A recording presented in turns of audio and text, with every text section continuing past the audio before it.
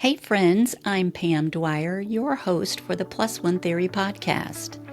This is the place where we talk about finishing stronger than you started, about small intentional steps, and about remembering that your past doesn't define you, it prepares you. Last time I left you with this idea, the purposeful pause, plus one more. Today I want to tell you a story that shows just how powerful that pause and that one extra step can really be. And yes, it involves teenagers, mud huts, and more smoke than a Texas barbecue. Now, let me be honest with you. I became a youth minister the way most people end up with a stray cat. Somebody suggested it, and the next thing I knew, it was in my lap, and I was responsible. A friend at church said, "You'd be great at it, Pam. You should apply." And suddenly, I was sitting in an interview armed with CEO credentials, but no clue how to corral teenagers in a youth group. They hired me anyway. Desperation, I'm sure. But I threw myself in with every bit of creativity I had.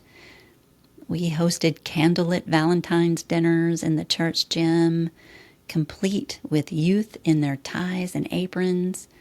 We brought in retired teachers for homework help. And the tire shop taught kids how to change a flat.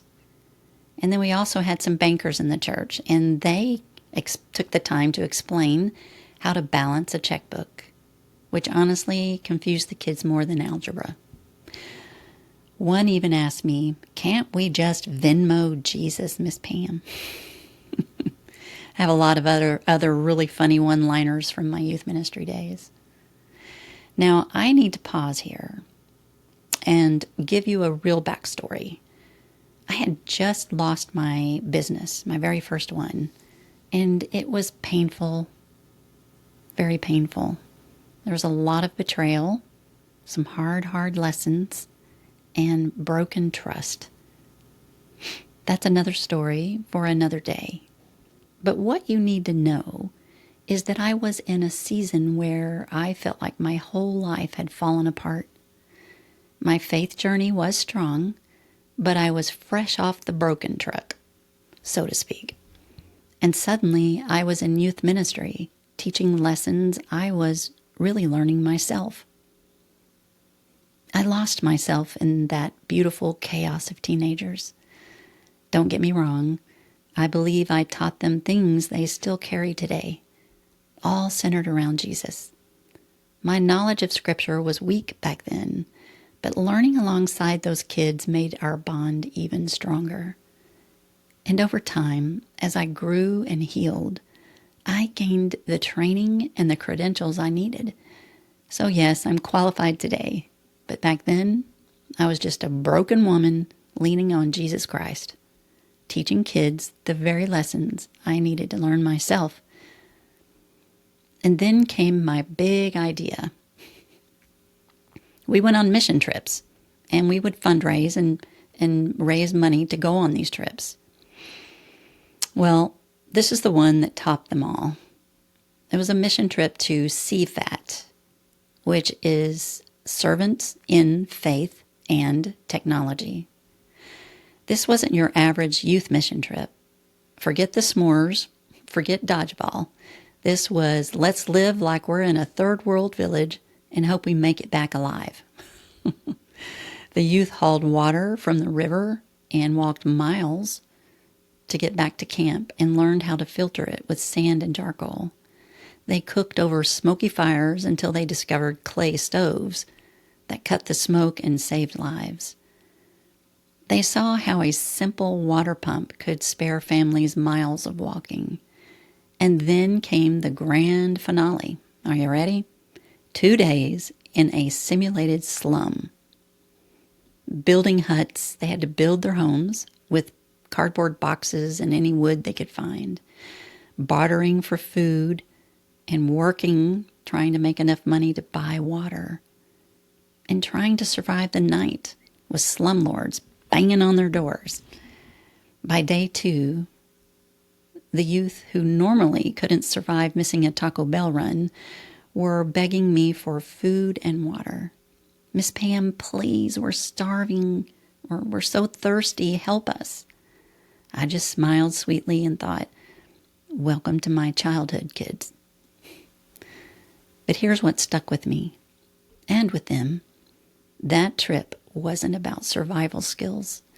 It was about perspective. A pause.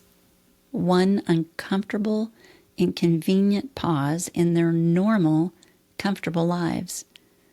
And in that pause, they learned something powerful. Gratitude, awareness, compassion. And it hit me. We need those pauses not just in faraway places, but right in our own backyards. I grew up poor. I remember going to the neighbors' houses and saying, our mama's baking a cake and she didn't have enough eggs. Can we borrow 2 eggs? And then we'd go to the next neighbor's house with a measuring cup and give the same story. We'd say, our mama's baking a cake and she doesn't have enough milk. Can we borrow a cup of milk? And we'd get the milk and we'd have something to eat for the day. Now, this went on time after time. So they weren't suspicious once or twice, but every single day, come on, why didn't anyone stop and say, sweetheart, are you okay? Do you have food at home? And then there was the day I quit high school. I told my teachers flat out, I'm leaving to run off with a boy to Florida. Do you know what they said? Nothing. There's that silence we've talked about. Not one word. Like, have you thought this through, Pam? You have so much potential. It's going to be hard if you quit, sweetheart. Nope, none of that. It was silence. Missed pauses, missed opportunities to take one small step that could have changed everything for me. And friends, I think we're still missing those pauses. We see a coworker burning out or a neighbor struggling, a teenager that's withdrawing. And instead of pausing and stepping in, we stay quiet, we stay busy, we stay in our lane. But maybe we are the pause someone else needs. That's the heartbeat of the +1 theory. And it's the secret behind delay the binge too. When the urge comes, whether it's food, overworking, overpleasing, or just running from discomfort, the pause changes everything. One pause, one breath, one more step in a better direction. And here's the secret. Real progress doesn't come from giant leaps. It's the small, intentional steps that add up over time. One more push, one more lap, one more phone call, one more healthy choice. That's the +1 theory. Every step, no matter how small, stacks up and builds the strength, resilience, and results you're looking for. You're not starting over. You're carrying forward everything you've already built.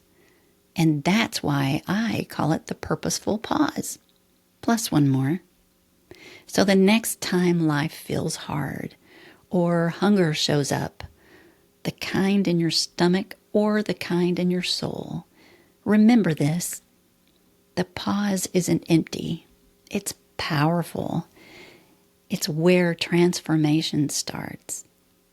If a group of teenagers can walk away grateful for clean water and cafeteria food, maybe you and I can walk away grateful for the pause and strong enough to take that +1 more. Thanks for spending this time with me today on the +1 Theory podcast. Remember, your past doesn't define you, it prepares you. And no matter where you are on the climb, you don't have to start over. You can begin right where you left off and finish stronger. And when the hard moments come, and they will, remember this. Pause, then take one more step, because there's always room for a little more. That's the heart of the +1 theory. I'll see you next time. Thanks for listening.